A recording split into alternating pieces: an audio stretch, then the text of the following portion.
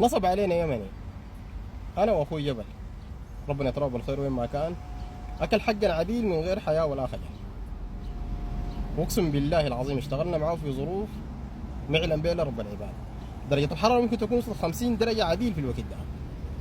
وكنا عمال بنتابع البوكلين بيحفر نحن بندفن عشان تعيشوا معايا مدى صعوبه الشغل. لدرجه انه الناس في الشارع كانوا بيجوا بيقيفوا بيقولوا لنا انتوا مجانين، انتوا ناس ما نصيحين ولا ده شغل تشتغلوا. فالمهم تمينا معاه بالشغل السبع يوم، 150 ريال في اليوم للشخص، ما يعادل 1000 ريال لكل واحد فينا. فبدت ما طلع علينا، ما دار يدينا القروش، بندق عليه مره يرد مره ما يرد. في النهايه قام حصرنا.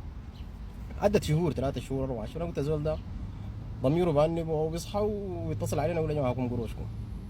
والله العظيم ولا زي ما يقولوا ذره نخوه ساي جاتهم. فبعد 4 شهور انا كنت ماشي مكه اعتبر، قلت ندق على الزول ده، دقيت عليه لقيته لسه حاضرني، رسلت لي رساله صوتيه في الواتساب.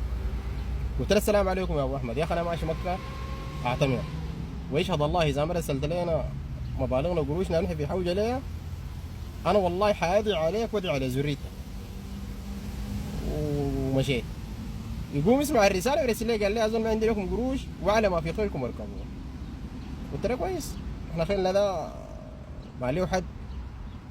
مشيت يا زول الحرم، اتوضيت، صليت ركعتين في السجود، داير ادعي عليه ونفسي من داخلي داير ادعي على الزول ده.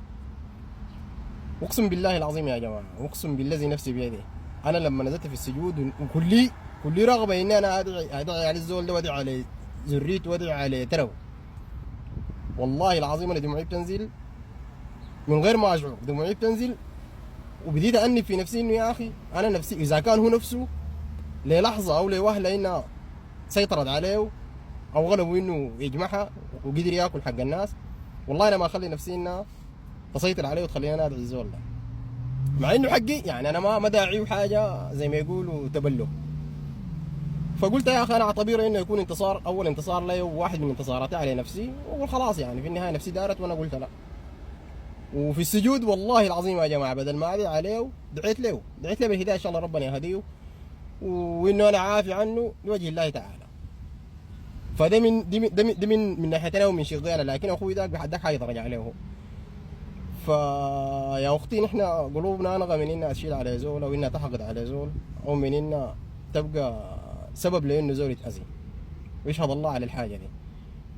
فمعايا اخواني في الصفحه يمنيين، يا ريت تشوفوا الرساله دي. والزول اسمه ابو احمد كان مع شركه بتاعت امدادات حقات كهرباء في منطقه وادي الدواسر جنوب السعوديه.